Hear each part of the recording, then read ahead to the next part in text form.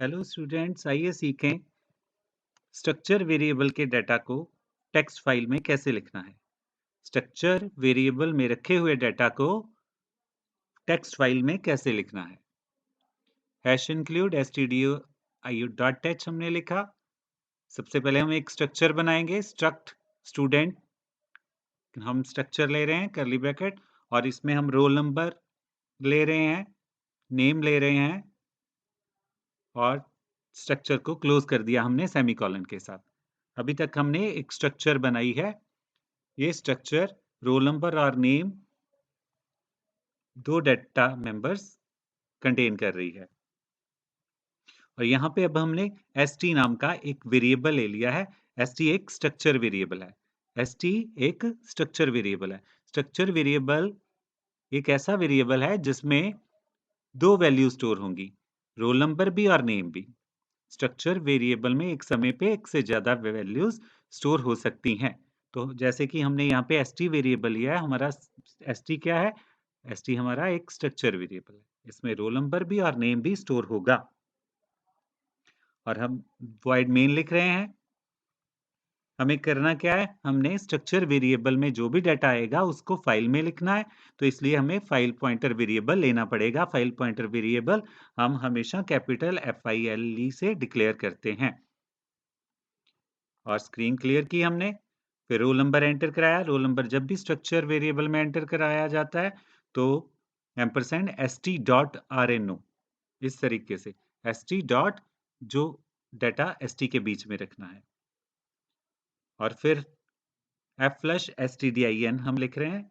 f stdin एक function है। ये फंक्शन क्या करता है? कई बार ऐसा होता है कि कई बार सेम नाम के वेरिएबल आपस में इंटरफेरेंस करते हैं, डाटा को करप्ट करते हैं।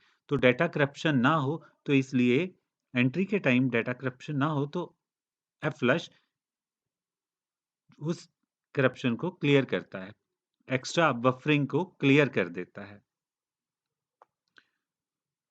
तो इस तरह रोल नंबर एंटर कराने के बाद हम नेम एंटर करा रहे हैं।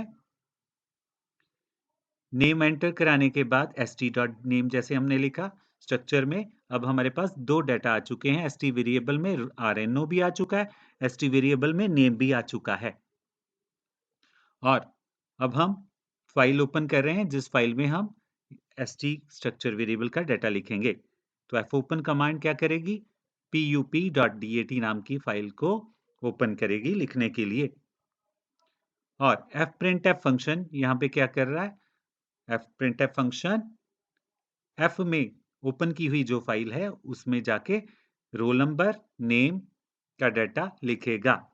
तो यहाँ पे हमने स्ट्रक्चर में जो डाटा लिया है वो दो टाइप हमने डाटा लिया है, रोल नंबर लिया है, नेम लिया है।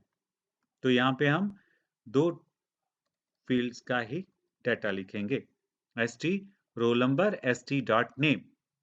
तो अभी तक हमने क्या सीखा कि एक स्ट्रक्चर कैसे बनानी है, ये सीखा। रोल नंबर नेम स्ट्रक्चर में दो स्ट्रक्चर के मेंबर लिए, फिर स्ट्रक्चर वेरिएबल लिया, फिर हमने फाइल पॉइंटर वेरिएबल लिया, फिर रोल नंबर की एंट्री कराई, फिर हमने नेम की एंट्री कराई, फिर फाइल ओपन की और उस फाइल में हमने डाटा लिखा fprintf फंक्शन के साथ और फाइल को क्लोज कर दिया। जो लिखा हुआ डाटा वो सेव हो जाएगा। फिर हम क्या कर रहे हैं? फिर हम सेम फाइल को रीड करने के लिए जो हमने डाटा लिखा है वो हमारा pup.dat फाइल में गया है। जितना भी डाटा इस फाइल में रखा होगा, अगर हम वो देखना चाहते हैं तो वो हम फाइल दोबारा से अब ओपन कर रहे हैं रीड करने के लिए। तो fopen फंक्शन pup.dat फाइल को रीड करने के लिए ओपन करेगा। और यहाँ पे फाइल में बहुत से रिकॉर्ड्स हो सकते हैं। pup.dat में बहुत सा डाटा हो सकता है और सारा डाटा हमने रीड करना है, इसलिए हमें लूप लगाना पड़ेगा। तो यहाँ पे हम while लूप लगा रहे हैं और while लूप के ब्रैकेट्स में हमने fscanf फंक्शन दिया है। fscanf फंक्शन क्या करता है? fscanf फंक्शन एक पूरा रिकॉर्ड फाइल में से रीड करेगा और रीड करके जो रोल नंबर होगा उसको आरएनओ में रखेगा और जो नाम रीड करेगा फाइल में से उसको नेम वेरिएबल में रखेगा। और कब तक व्हाइल लूप रीड करेगा? जब तक रिकॉर्ड मिलते जाते हैं फाइल में से। और जब और साथ में हमने लूप को प्रिंट करने के लिए बोला रोल नंबर st.rno और st.name। तो ये लूप क्या कर रहा है? यहाँ पे लूप fscanf फंक्शन को इस्तेमाल कर रहा है और fscanf फंक्शन फाइल में से एक-एक रिकॉर्ड रीड करेगा और रिकॉर्ड रीड करके आरएनओ में और नेम में रखेगा और साथ में प्रिंट करेगा।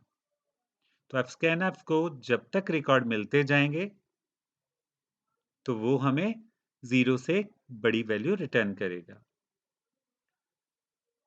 fscanf फंक्शन को जब रिकॉर्ड मिलने बंद हो जाएंगे तो वो हमारे पास नेगेटिव वैल्यू दे देगा। तो जब fscanf फंक्शन हमें नेगेटिव वैल्यू देगा तो व्हाइल लूप चलना बंद हो जाएगा। तो इस तरह से फिर जब सारे रिकॉर्ड प्रिंट होंगे तो बाद में हम फाइल को क्लोज कर रहे हैं और फाइल यूज करने के बाद फाइल जरूर क्लोज करनी है, जो कि fclose फंक्शन से फाइल को क्लोज किया जाता है। और इस तरह से हमने प्रोग्राम सीखा कि कैसे फाइल में से डाटा रीड करके प्रिंट करना है स्ट्रक्चर वेरिएबल के साथ। आई होप कि आपको अच्छे से समझ आया होगा। कोई डाउट हो तो आप प्लीज अपनी क्वेरी जरूर करें। सो टिल देन हम सेशन अभी स्टॉप करते हैं। नेक्स्ट सेशन में मिलते हैं नेक्स्ट टॉपिक के साथ। Till then have a nice time. Thank you. और इस तरह से कुछ हमारा आउटपुट आएगा। साथ में सेशन को एंड करने से पहले हम आपको आउटपुट भी दिखाएंगे।